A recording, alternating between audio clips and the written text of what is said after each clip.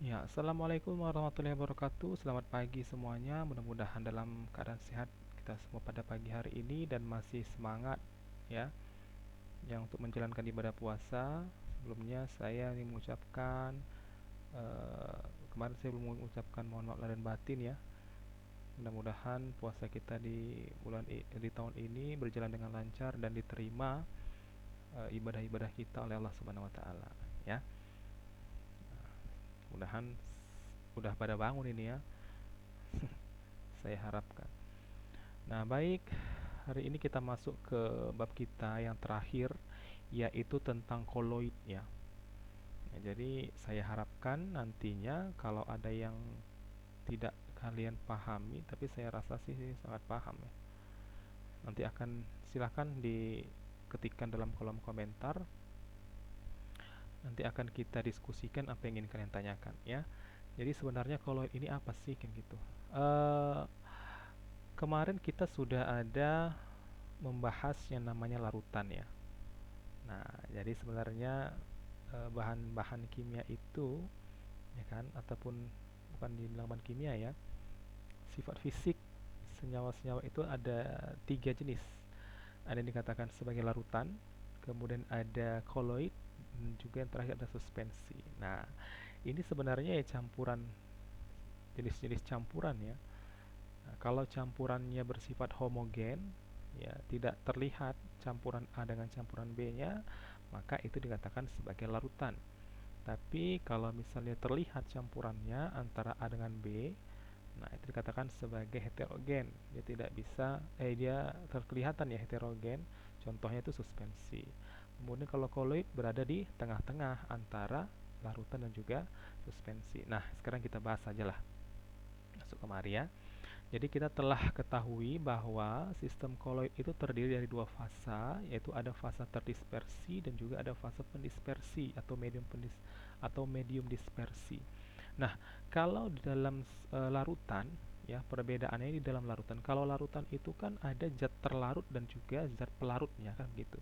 Ada zat terlarut dan juga ada pelarutnya. Contohnya ya air gula kan gitu.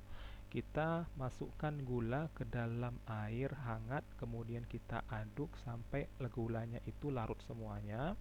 Setelah larut semuanya, kita tidak lagi bisa melihat ada butiran-butiran gulanya. Nah, itu dikatakan sebagai larutan.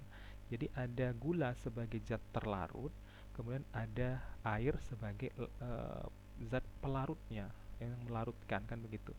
Nah, dalam sistem koloid itu juga ada fasa dua fasa. Ada fasa terdispersi, ada fasa pendispersi, ya kan? Jadi sebenarnya intinya sama saja seperti larutan tadi, terlarut dan juga pelarut kan begitu. Tapi ini karena agak sedikit berbeda ya. Kalau itu kan sudah jelas ya, padat, kemudian cair digabungkan menjadi cair semua kan begitu. Itulah yang dikatakan sebagai larutan. Nah, kalau dia koloid ada medium dispersinya dan juga ada fasa terdispersi. Jadi dalam sistem koloid ini dapat kita kelompokkan berdasarkan jenis fasa terdispersi dan juga fasa pendispersinya. Ya, jadi koloid ini banyak jenisnya. Nah, koloid yang mengandung fasa terdispersi padat.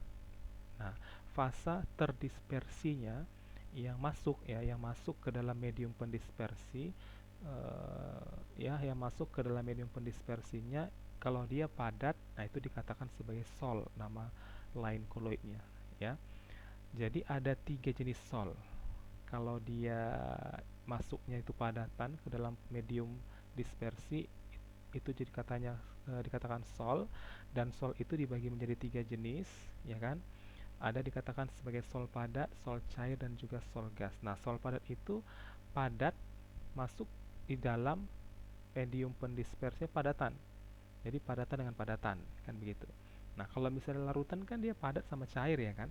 Padat sama cair itu kan dikatakan sebagai kemudian dia digabungkan lalu dia membentuk satu fasa cair semua, nah itu katakan sebagai larutan. Tapi ini ada padat dalam cair tapi dia nantinya kalau dilihat seperti larutan, tapi sebenarnya masih ada padatan di dalamnya. Nah, ini dikatakan sebagai sol cair. Padat di dalam medium dispersi cair. Kemudian ada sol gas, padat di dalam medium dispersi gas. Jadi sol itu terbagi menjadi tiga, dibedakan berdasarkan medium dispersinya atau fasa pendispersinya. Nah, ada sol padat, sol cair, dan juga sol gas. Jadi istilah sol ini biasa digunakan untuk menyatakan sol cair, sedangkan untuk sol gas itu lebih sering disebut sebagai aerosol. Ya, coba diperhatikan. Kalau dia apa namanya? Nih, istilah sol itu untuk menyatakan sol cair. Biasanya itu sol cair itu kan padat sama dalam cairan ya, padat dalam medium dispersinya cair, itu dikatakan sebagai sol. Jadi nggak perlu lagi dibilang sol cair. Kalau dikatakan sol saja, kadang sudah dipahami bahwa itu merupakan medium dispersinya cair, ya kan? Fasa terdispersinya adalah padat. Sementara kalau misalnya medium dispersinya itu gas, nah itu lebih cenderung dikatakan sebagai aerosol, masuk ke dalam aerosol ya, dikatakan sebagai aerosol padat. Nah, koloid itu mengandung fasa terdispersi cair. Nah, fasa terdispersi koloid yang mengandung fasa terdispersi ya, yang fasa terdispersi cair itu disebut emulsi. Kalau tadi fasa terdispersinya yang masuk ya, yang masuk di dalam medium pendispersi atau medium dispersi atau fasa pendispersinya berupa padatan, itu dikatakan sol. Tapi kalau dia berupa cairan itu dikatakan emulsi. Nah, emulsi juga dibagi menjadi tiga, yaitu emulsi padat, emulsi cair, dan emulsi gas. Dibedakan berdasarkan di dalam fase apa dia masuknya. Apakah dia dalam fase padat, cair dalam padat itu dikatakan emulsi padat. Cair di dalam gas itu dikatakan sebagai emulsi gas. Cair di dalam cair itu dikatakan sebagai emulsi cair, kan begitu.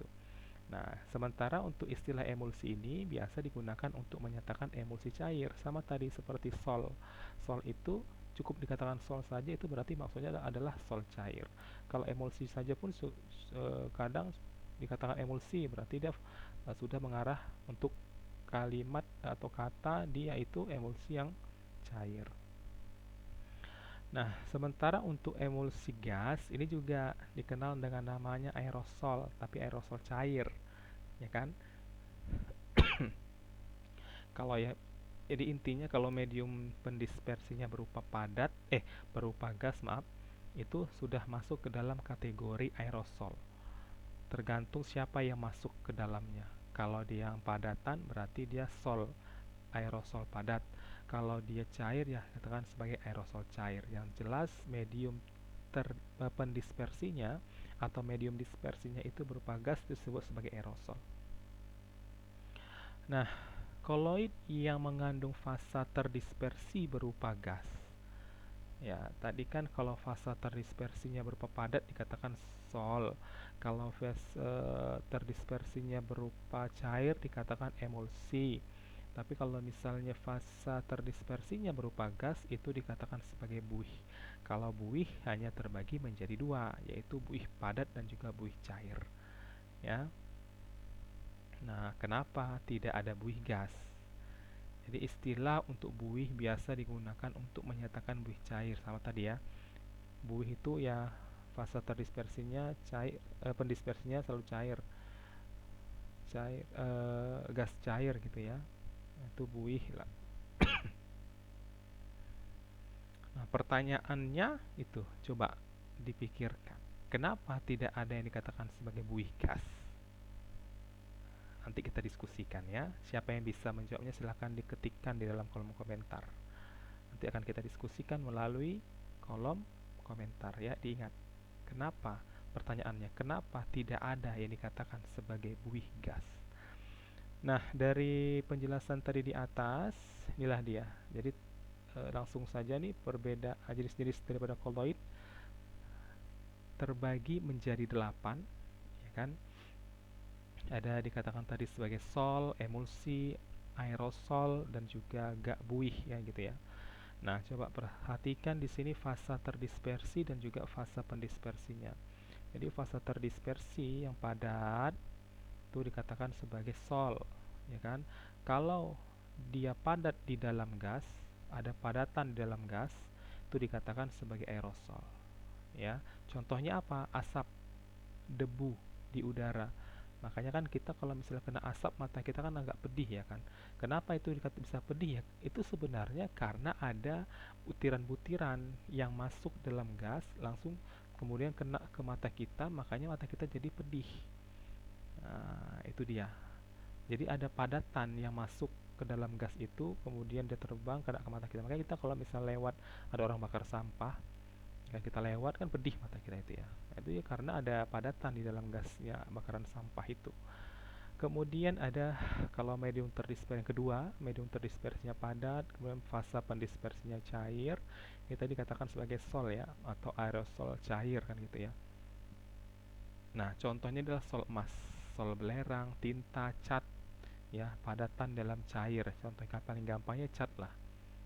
Ya, makanya kalau misalnya kita cat dinding pasti langsung kelihatan warnanya. Kenapa? Karena itu warnanya itu berpadatan, padatan yang berada di dalam suatu cairan kan gitu. Maka dia bisa berlapisi. Yang ketiga, padatan dalam padatan. Ada padatan di dalam padatan atau namanya dikatakan sebagai sol padat. Nah, contohnya apa? Gelas berwarna intan yang berwarna hitam atau intan hitam ya. Coba nanti di searching di internet bentuk daripada intan hitam. Itu sebenarnya padatan yang terdapat di dalam suatu padatan kayak gitu. Kemudian yang keempat ada cair gas. Fase terdispersinya cair yang berada di dalam gas. Cair berada di dalam gas.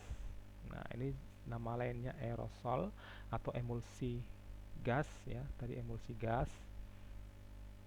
Nah, contohnya adalah fog atau kabut. Jadi ada cair dalam gas. Cair dalam gas contohnya adalah kabut. Kemudian ada cair di dalam cair atau dikatakan sebagai emulsi, nama lainnya nomor 5. Contohnya adalah susu, santan, minyak ikan. Itu adalah cair di dalam cair. Kemudian yang keenam ada cair di dalam padat. Dikatakan sebagai emulsi padat, nama koloidnya ya.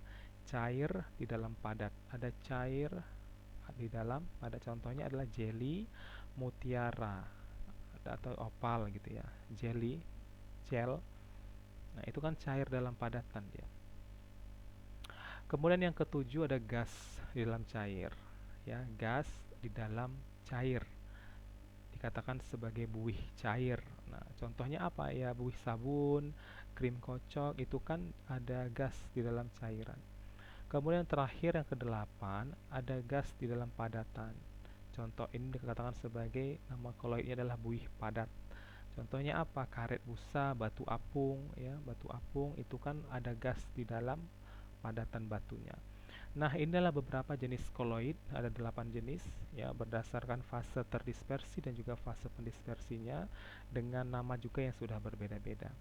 Nah, pertanyaan tadi coba nanti diketikkan dalam kolom komentar jawabannya.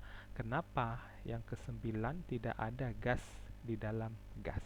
Akan kita diskusikan. Oke ya, sampai sini saya dulu pertemuan kita.